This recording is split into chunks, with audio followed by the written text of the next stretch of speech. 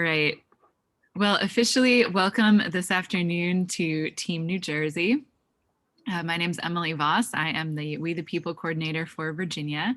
Really excited to see you all here today. Congratulations on your state win. We're looking forward to having a great conversation with you this afternoon. In just a moment, I will introduce your judges to you, or at least hand them the reins. Then they'll invite you to introduce yourselves and your coaches. And then you all have practiced this 1,000 times. So you'll be able to hear the question, respond with your prepared statement, and go from there with the Q&A. So everyone have a great time, and I will hand things over to your Unit 3 judges. Don't be taken in by that soft, sweet presentation she just made. She hands us the reins, but when she thinks we're not doing good or we've gone long enough, she can snatch them back so fast. She just mutes us and moves us off to a breakout room and we're on our own. So don't be taken in by that. Watch her. She's in charge. How you doing? It's good to see you. This is a fun moment for us. I know who the coach of this team is now, but the fellow that used to be the coach of it is a beloved friend of the three of us. We've been hoping all day that Alan didn't do so much damage to Mark when Mark was his student that it screwed Mark up real bad and he would mess y'all up real bad. But the jury's still out on that, Mike. The jury's still out on Mark, that. And it is with us. I understand that. I don't want Alan to unmute or he'll tell me what he really thinks about what I just said, which would be all right. I can't even tease him about being old today. He's just here to help you out. So that's good. We're delighted to meet. There he is, my brother. How you doing? I hope you're doing better. Good. I'm glad to see the thumbs up. We've been thinking about you a lot. I'm glad to see you. And I'm glad you're here. I'm glad you're a part of this today because I miss getting to be in Leesburg with you and get to see you. Yep. Wouldn't miss it. Thank you so much. Thank you. Absolutely. Glad to see you and glad you're well. Dr. Stewart, you want to say hello? Unmute. Unmute. Yeah, that's technology. My name is Joe Stewart. I teach in the political science department at Clemson University in South Carolina, where I get quite a few students from New Jersey. And I've been involved in the program for a number of years, always look forward to seeing the teams from New Jersey. And as you can tell, we know your former coach well, may have judged your current coach because I've been doing this for a while, but look forward to having this conversation. Relax. We're going to have fun today, and we're going to learn from you about the Constitution.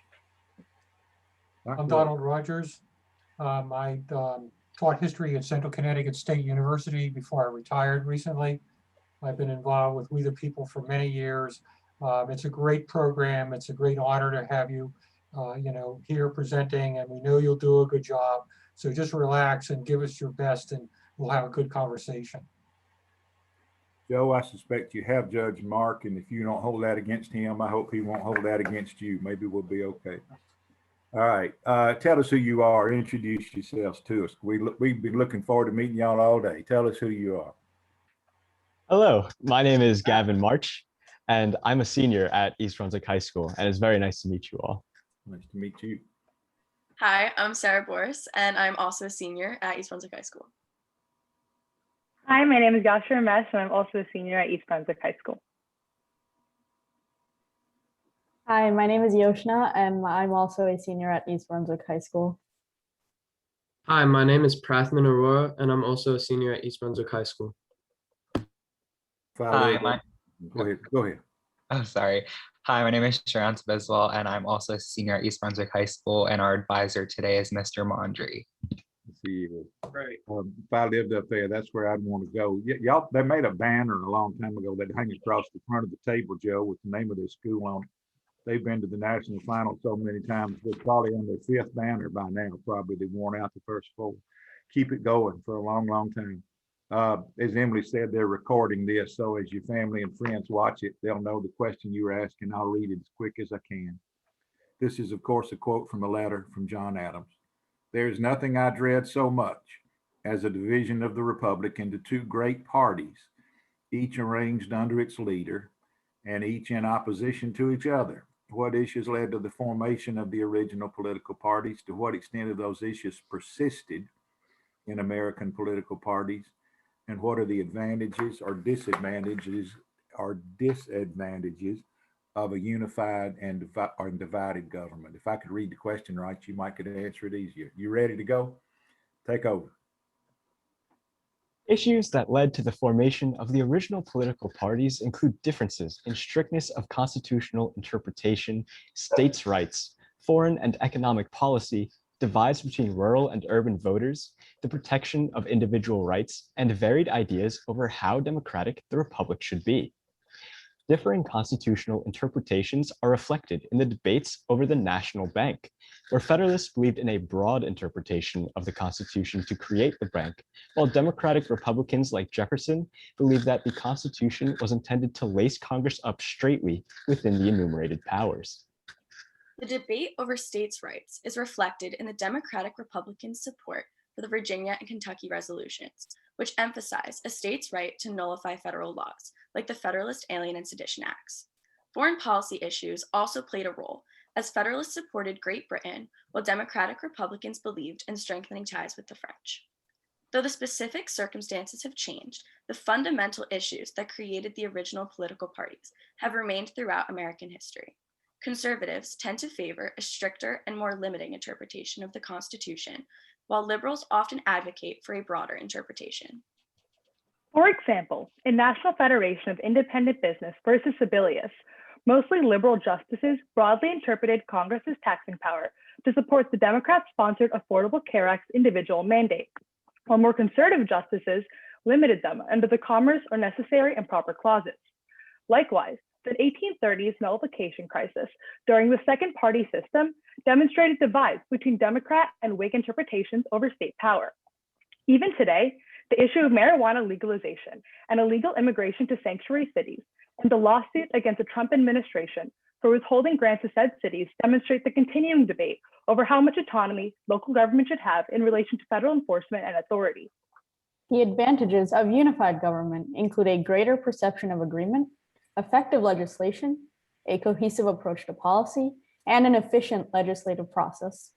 Unified government allows for a cohesive approach to legislation and policy.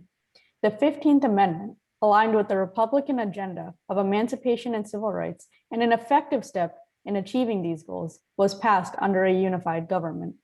The disadvantages of divided government include non-cohesive policy, an increased likelihood of political gridlock, perception of polarization among the American people, and divisive party politics. Divided government can cause non-cohesive policy shown by the refusal of the Republican Senate to ratify the Treaty of Versailles and join the League of Nations. The disadvantages of a unified government include weakened ideas of limited government, separation of powers, investigative scrutiny, the allowance of more radical politics, and an increased disconnect between a large portion of voters and legislators. Unified government can limit investigative oversight. The majority Republican Congress blocked Democrat attempts to investigate President Trump's allegations of collusion in the 2016 election. The advantages of divided government include increased scrutiny and checks between the branches and greater deliberation over policy. Divided government fosters compromise, as demonstrated by the Balanced Budget Act of 1995 and the State Children's Health Insurance Program, which are both results of productive discussions between the Republican Speaker Newt Gingrich and Democratic President Bill Clinton. Additionally, the CARES Act was also recently enacted through negotiation, as evidenced by a unanimous Senate vote, near unanimous House vote, and quick signature from former President Donald Trump. That was terrific. That was just terrific. Dr. Rogers is the historian amongst the three of us. And Doc, I think they're trying to call you out. You want to take them on and see what you can do with them? Well, thank you. So you've given the advantages and disadvantages of divided government and unified government. But I mean, what does this add up to? It was the statement by John Adams that he dreaded the formation of two great political parties. Was his dread justified? I believe that this dread is justified as the parties cause the people to feel that they need to align with a particular belief. And it's seen in the current day that 61% of Americans do not directly align with a specific political party. However, they choose that they kind of need to align with that idea. So that can show that this is actually detrimental. I actually disagree with what Sarah has said. I think that the formation of parties allows for a lot of deliberation and compromise and leads to a lot of bipartisan bills, which are really representative of multiple values. For example, the bipartisan bill, budget bill of 2013 is a perfect example of this, in addition to the Every Student Success Act. Both these bills are a combination of party values, and I think that they best represent America and give the best help to the American people to further democracy in this country. Going off of Yashu's point, I believe that the worries in the quote were not justified, as he takes issue with political parties under their own separate leaders, whereas the political parties we see in the United States are far more based on belief. And as evidenced by, for example, the rise of the 2007 Tea Party movement, the political parties help moderate those beliefs into truly consensus-building bodies that can compromise in the legislative branch of government. Okay. When you talk about the different branches of government and gave some examples, I didn't hear any discussion about the courts when we were talking about unified government. Should we be considering the courts in our discussion of what's divided government or unified, and why or why not?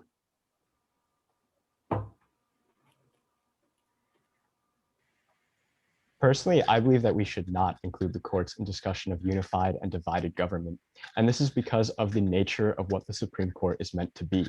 It's supposed to be a regulator of policies introduced by the legislative branch and to check those abuses and ensure any abuses that might occur, I should say, and should not be a partisan actor.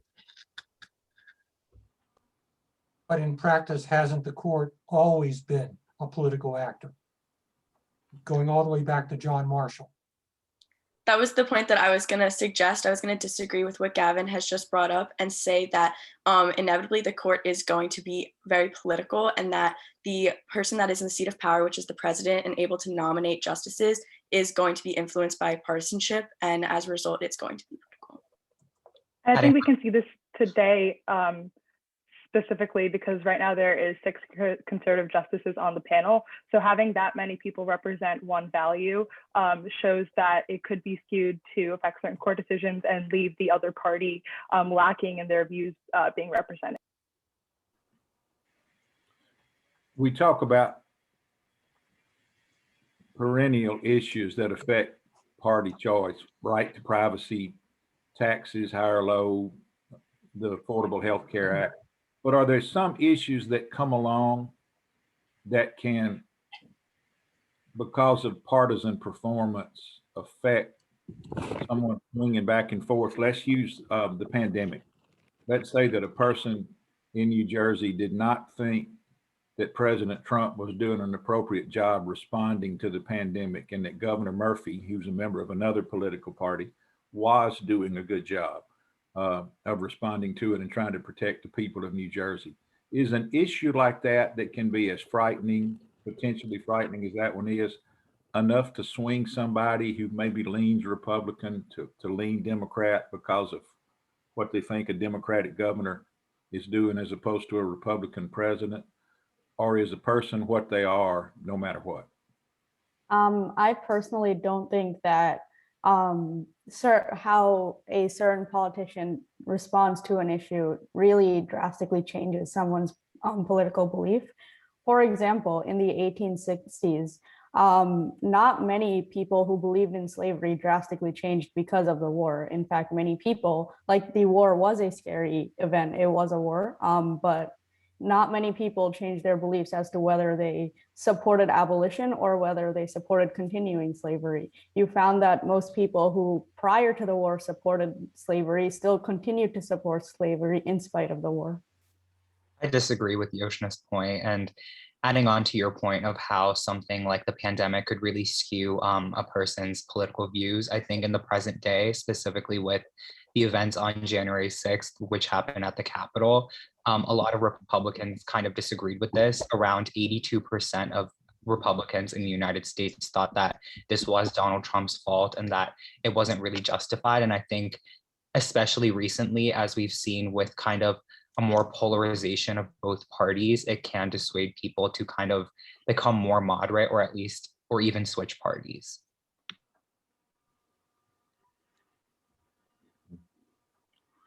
Let's see, how much time do we have, Emily? Okay, So I'll ask a, Go I'll ahead. ask, Greg. go ahead, Don. so had there been occasions in American political history, or what occasions in American political history has our political party failed to operate as an effective system of governance? I think that one of the most telling examples of when the political parties have failed has been the 1850s, and as demonstrated by the failure of the Compromise of 1850 to truly bring the issue of slavery to a equitable conclusion, as well as the Kansas-Nebraska Acts, which only sparked massive amounts of violence in those territories, demonstrate a time where the political parties were so self-interested and did not truly allow the American people, did not serve the American people, and ultimately led to the Civil War. I would actually argue those political parties are actually failing right now. Even though we did have the Civil War and had all of these actions such as the Reconstruction Amendments and the Voting Rights Act to give African Americans more rights, you still see these BLM protests happening today, and states such as Tennessee and Georgia have put restrictions on protests. For example, Tennessee has made it a Class E felony to gather outside the Capitol for protesters, and things like that show that even though we have had the political parties have the same argument so far past in history, it's still a continuing debate now. So I would argue that we're actually failing right now as well. Adding on to Yashu's point, I do agree with Yashu that currently we are seeing a lot of polarization. And I think another issue that's persisted throughout history is systemic racism and access to voting. I think recently we've all seen that in Georgia, there's been the Senate Bill 202, which has stemmed into the Election Integrity Act of 2021. And that's really restricted voting and has shown that people aren't really thinking about access to voting, which is something that's, may I have a minute? Keep going. Yeah, you sure may. Thank you. Yeah, so as I was saying, that people aren't really focusing on American values and voting, but instead they're focusing on what's right for their party, which in my opinion really is failure. I agree. This is, you notice that Emily can take the reins of power back anytime she wants to. You noticed that, right? First thing we want to do is clap for you. That was terrific. That was a good job. That was outstanding. Gavin, if you, this is not my comment, but it's just an observation. Gavin, if in light of your answer to Dr. Rogers' question, which I think in part he's been searching for all day, if he calls your parents and offers to put you through college, don't be surprised. He's been looking for a student like you. He may want you to come to Central Connecticut State University, but that's a pretty good school. So take him up on it if he offers it. Dr. Rogers, I'm speaking for you. What do you think? Well, I thought this was a really good presentation. You laid out the issues very nicely from the 1790s, and you show that they're quite complicated. Obviously, federal power was one of them. The economic program might have said more about foreign policy.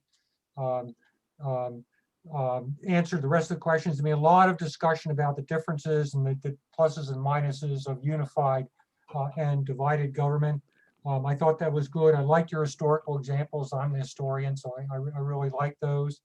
I thought in answer to the question about when has the system failed, I think that the 1850s is a perfect answer. I mean, and you could have even gone into more depth there. I mean, there certainly were divisive pieces of legislation like the Compromise of 1850, like the Kansas-Nebraska Act was the backbreaker.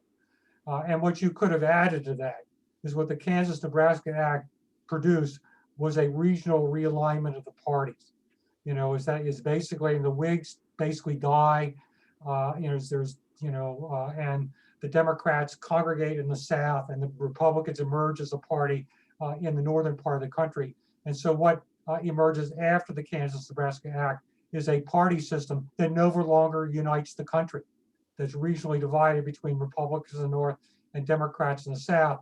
And we can see how that's going to lead to the secession movement and the Civil War. So that was a great example, and you could have just a little more history. You could have really nailed that as an example of a failure of the party system. And the examples of contemporary failings make the mark too. So a lot of good points. I appreciate the presentation.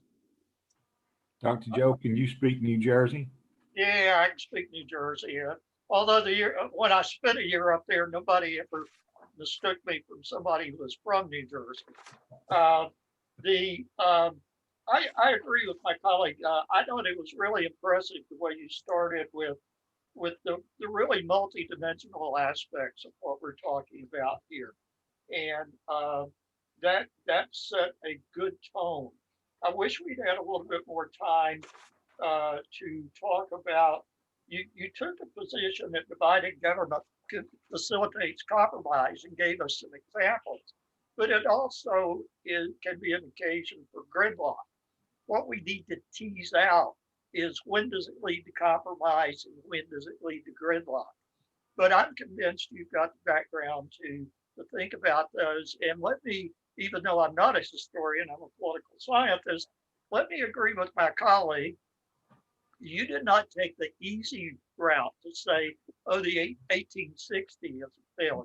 You went to the 1850s, which is where the failure was that led to 1860. So all in all, I thought it was a very effective and impressive presentation. Good job. Yeah, I agree. A time or two ago, after each unit, Emily puts the three of us in a breakout room so we can talk. And a couple of times ago, we said, well, that group did a good job, but did they answer any of the questions? Did they answer the main question, and did they answer the ones we asked? And we had to talk about that. We ain't gonna have to talk about that now. You answered the main question and you answered the ones that we asked, and you covered both sides of them, which is really annoying when you do that, when you cover both sides of them. And you did, and that was fun to watch you do it. I said this at the beginning, and I'll close with this. Whenever we would come into a room, when we were in Leesburg, Virginia, or any other venue we were in, when we came into the room that said New Jersey on the outside of the door, we knew we were going to see Alan Broadman in the room because of the way he prepared his New Jersey teams. And we were all afraid that, well, we knew he was getting ready to retire because 2 years ago he agreed to judge in the Invitational. And when you agree to judge, that means you've slipped intellectually very badly and you probably can't teach anymore. So we knew he was getting ready to retire, and we were very afraid that that your school's performance would slip. If we knew that Mark was coming in, we wouldn't have worried. Alan, this team carried on with this new teacher and this new team today. They carried on your tradition of that school and of your performance through the years. And Mark, I hope we get to know for years and years that when we come in the room that says New Jersey on the outside, we'll see you, sir, on the inside of that room. We'll be delighted. All five of you stay in touch with these two guys. They'll be your friends for life if you'll stay in touch with them. And you were our friends today. Bless your heart and good luck the rest of the day. Thanks.